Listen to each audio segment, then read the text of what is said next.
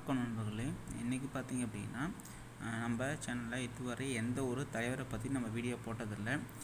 முறையாக நம்ம வந்து கேப்டனை பற்றி வீடியோ போட போகிறோம். ஏன்னா அந்தளவுக்கு அவர் வந்து ஒரு மாமனிதர், நல்ல கருணை உள்ளம் கொண்டவர். ஊடகங்களால் தவறாக காட்டப்பட்டாலும் சித்தரிக்கப்பட்டாலும் மக்கள் மனதில் இடம் பிடித்த நம்ம கேப்டனை பற்றி இந்த வீடியோ போடுறதில் நாம் மிகவும் மகிழ்ச்சி அடைகிறோம். இது பார்த்திங்கன்னா விஜயகாந்த் பார்த்திங்கன்னா வந்து மதுரை மாவட்டம் திருமங்கலத்தை வந்து 1952 ஆண்டு ஆகஸ்ட் 25 அழகர்சாமி ஆண்டாள் தம்பதியருக்கு வந்து மகனாக பிறந்தார். அவர் பின்னாடி பார்த்திங்கன்னா உங்களுக்கு தெரியும், பிரேமநாதாங்கிறவங்கள திருமணம் செய்தார். அவருக்கு வந்து 2 குழந்தைகள் இருக்கிறாங்க. ஒருத்தர் பேர் வந்து விஜய பிரபாகரன், ஒருத்தர் சண்முக பாண்டியன், எல்லாருக்குமே தெரிஞ்சது. அதுக்கப்புறம் பார்த்திங்கன்னா சின்ன வயசுலேருந்தே வந்து விஜயகாந்துக்கு வந்து சினிமா மீது வந்து மோகம் இருந்தனால வந்து பல ஸ்கூல் மாறி பார்த்தாரு. அப்பயும் அவரால் வந்து 10வது வரை தான் படிக்க முடிஞ்சிது. அது மேலே வந்து படிக்க முடியல. அதேபோல் வந்து எம்ஜிஆருடைய படங்களை தான் அவர் வந்து அதிகமாக வந்து நண்பர்களோட பார்த்து தான் வந்து சொல்லப்படுது. அதுக்கப்புறம் பார்த்திங்கன்னா அவர் வந்து படிப்பை நிறுத்திட்டு அப்பா வந்து ஒரு கீழத்துறையில் வந்து ஒரு அரிசி ஆலை நடத்தியிருக்காரு. அதில் வந்து அவர் பணி புரிஞ்சிருக்காரு. அங்கேயுமே அவர் வந்து தனக்கு ஒரு சாப்பாடை வந்து ஆலை தொழிலாளர்கள் சாப்பிட்ற மாதிரி தான் வந்து விட்டுட்டு அவங்க பசி ஆட்டிருக்காரு. அந்த வயசுலேருந்தே அவருக்கு வந்து அந்த கருணை உள்ளமும் மனிதாபிமானமும் இருந்துகிட்டே இருந்திருக்கு. அதுக்கப்புறம் பார்த்திங்க அப்படின்னா கொஞ்ச நாளைக்கு அப்புறம் விஜயகாந்தோட நண்பர்கள் வந்து ரொம்ப உந்ததுனால சினிமாவுக்கு போன்னு சொல்லுவாங்க இல்லையா, அப்படி சொன்னதுனால அவர் வந்து 1979 ஆண்டு M.A.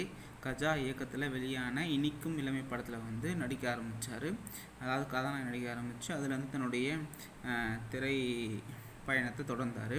அதுக்கப்புறம் பார்த்திங்கன்னா விஜயராஜ் அப்படிங்கிற ஒரு பேர், அதை வந்து விஜயகாந்த் அப்படின்னு கஜா தான் மாற்றினாருன்னு சொல்லப்படுது. அதுக்கப்புறம் பார்த்திங்கன்னா அவர் வந்து சட்டம் ஒரு இருட்டறை, தூரத்து இடி முழக்கம், அம்மன் கோயில் காலை, உழவன் மகன், சிவப்பு மல்லி அப்படின்னு நிறைய வெற்றி படங்களை கொடுத்துட்டு முன்னணி கதாநாயகனாக வந்து வர ஆரம்பித்தார். 150க்கு மேற்பட்ட தமிழ் படம் நடிச்சிருக்காரு. அதேபோல் இன்னொரு மிக சிறப்பான விஷயம் என்னென்னு பார்த்தீங்கன்னா 1984 ஆண்டு மட்டும் ஒரே வருஷத்தில் 18 படம் நடித்து சாதனை புரிஞ்சிருக்காரு. அதுக்கப்புறம் பார்த்திங்கன்னா நடிகர் சங்க தேர்தலில் வந்து 1999 ஆண்டு நடிகர் சங்க தலைவராக தேர்ந்தெடுக்கப்படுறாரு. நஷ்டத்தில் இருந்த நடிகர் சங்கத்தை தமிழ் நடிகர் சங்கத்தை என்ன பண்ணியிருக்காரு அப்படின்னா சிங்கப்பூர், மலேசியா அப்படிங்கிற இடத்துல கலை நிகழ்ச்சிகள் நடத்தி வட்டி முதலமாக அடைச்சிருக்காரு. அதே போல் சினிமா துறையில் நலிவடைஞ்ச நடிகர்களுக்கு பென்ஷன் தரதுக்காக வேண்டி ஒரு ஃபிக்ஸட் அமௌண்ட்டாக வந்து வங்கியிலையும் அமௌண்ட் போட்டிருக்காரு.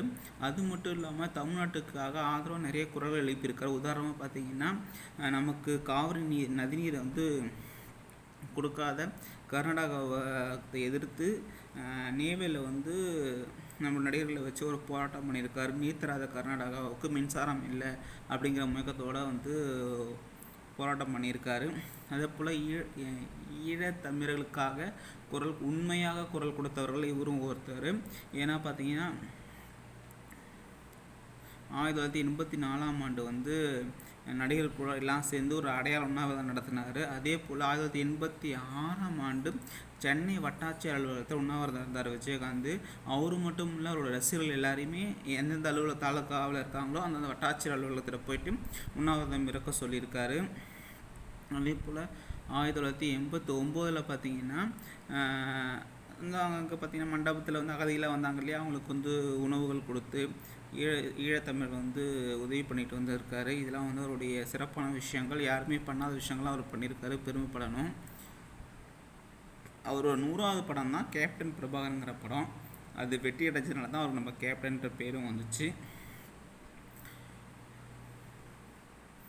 அதுக்கப்புறம் பார்த்திங்க அப்படின்னா அவர் வந்து உங்களுக்கு தெரியும் அரசியலுக்கு வந்தது. அரசியல் வந்து பார்த்திங்கன்னா 2000 ஆண்டு பிப்ரவரி 12 வந்து ரசிகர் மன்றத்துக்கு தனி கொடி அறிமுகப்படுத்தினார்.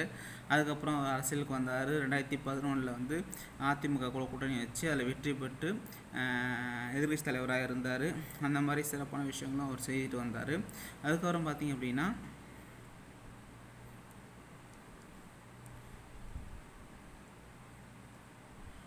விஜய் வந்து அரசியல் வர்றதுக்கு முன்னாலேயே பார்த்தீங்க அப்படின்னா 1989 வந்து ஈரோட்டில் வந்து இலவச மருத்துவமனையும், சென்னை சாலிகிராமத்தில் இலவச மருத்துவமனையும், அதே போல் வருஷம் வருஷம் வந்து உங்களுக்கு தெரியும் காது கேளாதோர் எம்ஜிஆர் காது கேளாதோர் பள்ளிக்கு வந்து அந்த பள்ளிக்கும், லிட்டில் ஃப்ளவர் பார்வையற்றோர் பள்ளிகளுக்கும் நன்கொடை வாங்கிட்டு வந்தார். அதே போல் தமிழகம் முழுவதும் 60 இடங்களில் வந்து இலவச கணினி பயிற்சி மையம் ஆரம்பித்து அதன் மூலமாகவும் மாணவர்களை உருவாக்கிட்டு இருந்தார். இதே போல் எண்ணற்ற விஷயங்கள் அவருக்கு சொல்லலாம். அதே போல் வெள்ள நிவாரணத்தை தானாக இறங்கி எல்லாமே அவர் வந்து உங்களுக்கு வந்து நிவாரணங்கள் கொடுத்தாரு, மக்களை பார்த்தாரு, மக்களை சந்தித்தார், எல்லா அரசியல் தலைவர்களுக்கும் எதிராகவும் குரல் கொடுத்தாரு. அப்போது பீக்கில் இருந்த அசைக்க முடியாத தூண்களுக்கு எதிராகலாம் அவர் வந்து உங்களுக்கு தெரியும் விமர்சனங்களை வச்சு மக்களுக்கு நல்லது சேரணும் அப்படின்னு அரும்பாடுபட்ட நல்ல தலைவர். அவரை இழந்தது தமிழ்நாட்டு மக்கள் இழந்த தோல்வி தான் காரணம். அவர் தோல்வி அடையல, தமிழ்நாட்டு மக்கள் வாக்காளர்களை நாம் தான் தோல்வி அடைஞ்சோம் அப்படிங்கிறது தான் உண்மை. அதுதான் நம்ம தான் தோல்வி அடைஞ்சிருக்கோம். கேப்டன் ஒருபோதும் தோல்வி அடையலை, அவருக்கு எந்த இழப்பும் இல்லை அப்படிங்கிறத தமிழக மக்கள் புரிந்து கொண்டார்கள் அப்படிங்கிறது உண்மை. ஸோ எல்லாம் வல்ல இறைவனை வேண்டிக்கிறோம். என்னென்னா நம்மளுடைய கேப்டனுடைய ஆத்மா சாந்தி அடையவும், அவருடைய ஆசைகள் அன்புகள் அவர் குடும்பத்திற்கு வந்து கிடைக்கவும், அவருடைய மனைவி மற்றும் பிள்ளைகள் சாந்தமாகவும் நிம்மதி அடையவும் நம்ம இறைவனை வேண்டிக் கொள்வோம். நன்றி, வணக்கம்.